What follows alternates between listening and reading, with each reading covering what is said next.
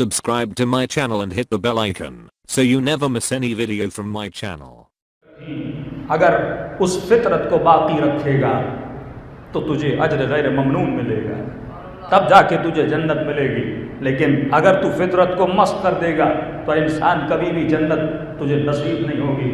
मैंने मर्द की फितरत में कहा और रखा कि मर्द के लिए ज़रूरी है कि मर्द मगरूर हो, मर्द खुश अखलाक हो, और औरत के लिए ज़रूरी है कि औरत मगरूर हो। गुरूर उसकी फितरत को अच्छा लगता है और खुश अखलाकी तेरी फितरत को अच्छी लगती है, क्योंकि अगर औरत खुश अखलाक बन गई तो हर नामहरम के दिल में शैतान के शरारे पैदा हो जाएंगे। फिर वो औरत सेफ नहीं होगी। मर्द के लिए है कि मर्द बहादुर हो और औरत के लिए है कि औरत बुज़दिल हो, कि उसी की फितरत और उसकी भलाई में है कि वो बुज़दिल रहे।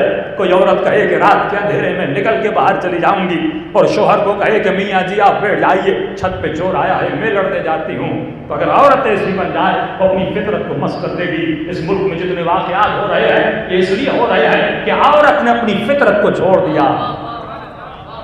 जब फितरत को छोड़ती है तो इससे नुकसान होता है। अल्लाह ने तुझे बनाया है, वो तेरी फितरत को तुझसे बेहतर जानता है कि तेरे लिए सेफ साइड कौन सी है, तेरे लिए अमन और अमन का मकान कौन सा है, वो शोहर का घर है। औरत को इजाजत नहीं कि अकेली घर से निकले, अगर निकलेगी ये माशरे में कुछ ऐसे लोग भी हैं जो एहतराम भी करते हैं। औरत के लिए है कि वो घर के अंदर रहे और पर्दे के पीछे रहे, और मर्द के लिए है कि वो आंखों में हया रखे, निगाहों को झुकाए रखे। कुछ चीजें मैंने तेरी फितरत में डाली है, कुछ चीजें उसकी फितरत में डाली है। अब औरत फितरत को क्रॉस करके और सरहद से निकलकर बहादुर बनना चाहेगी, नुकसान खुदा को नहीं होगा, नुकसान खुद औरत को होगा। और मर्द अगर फितरत को छोड़ के चला जाएगा तो नुकसान मर्द को होगा, अल्लाह को नहीं होगा। फरमाया औरत तुम्हारी फितरत में यह है कि तुम मगरूर होनी चाहिए। जब किसी नामहरम से बातें करे तो तेरे लहजे में गुरूर होना चाहिए, कहीं उसके जहन में फुतूर भी पैदा ना हो, कहीं गुनाह का फुतूर भी पैदा ना हो। ऐसा ना हो कि बाजारों में चली जाए और 100 रुपया छूट के लिए,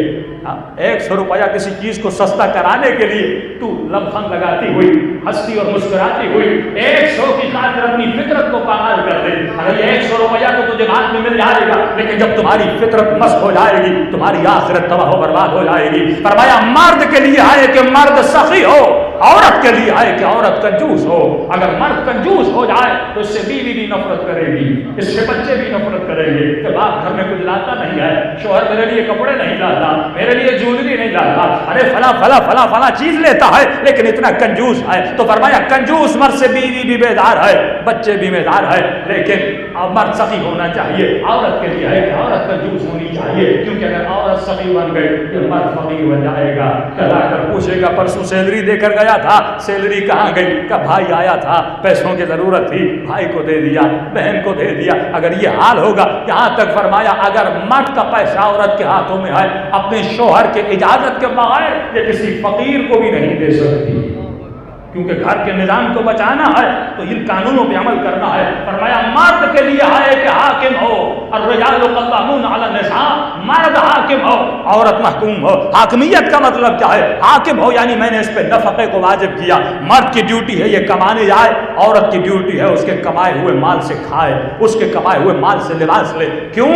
क्योंकि जो हाथ खिलाता है वो हाकिम रहता है, जो खाता है वो गुलाम रहता है। इसीलिए अदवायत ने हमेशा खिलाया है, किसी से लिया नहीं है।